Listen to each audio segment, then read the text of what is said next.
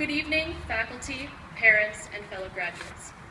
Mahatma Gandhi once said, "The best way to find yourself is to lose yourself in the service of others." For me, there is no greater honor or reward than that of service for the greater good.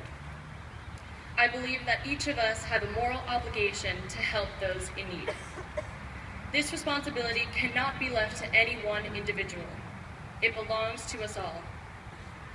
The best model of dedication to selfless service is found with our Blessed Mother, the Virgin Mary.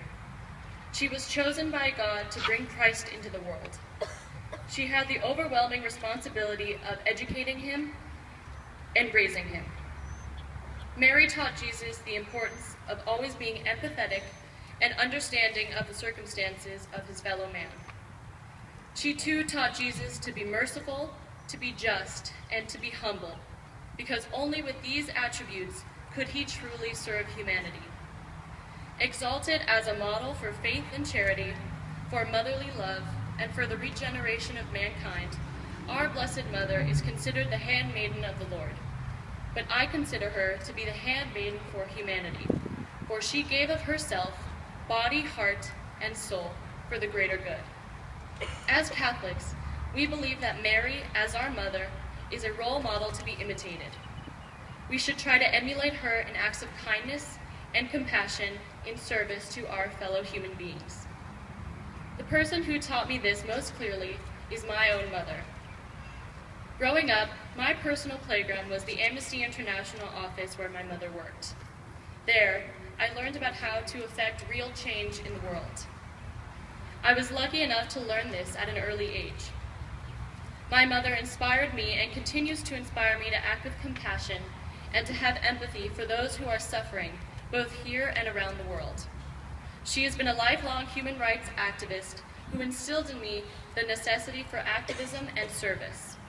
She was my role model, epitomizing what it means to give of oneself for those in need. During my adolescence, I learned about the horrors of human rights atrocities. When you are witness to human suffering, you cannot turn a blind eye. I was fortunate enough to meet and be mentored by dedicated human rights activists who fought day and night to combat egregious human rights violations. We see every day in our own neighborhoods homeless men and women and people who feel alone and marginalized. We cannot turn our backs when we witness such suffering. We are called and compelled to act. We cannot sit idly by while those around us are suffering, going hungry, or dying from preventable diseases. Scripture tells us, "There will never cease to be poor in the land. Therefore I command you, you shall open wide your hand to your brother, to the needy, and to the poor in your land." Through service, we participate in a shared goal to create a better world where poverty, violence, and all forms of human anguish are diminished. Today, there is no greater need than that of service, because helping others is the foundation for effecting change in the world. This is the tenet by which our Blessed Mother lived her life. As I conclude, I would like to leave you with the words of another great mother who modeled her life after Mary and made it her life mission to care for the poor and those who were shunned and oppressed by society. Mother Teresa dedicated her life to tirelessly serving others.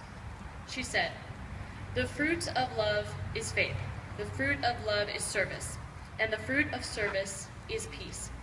Today, if we have no peace, it is because we have forgotten that we belong to each other. May we always remember that we belong to each other, and may we all aspire to follow in the selfless and noble paths of these remarkable mothers.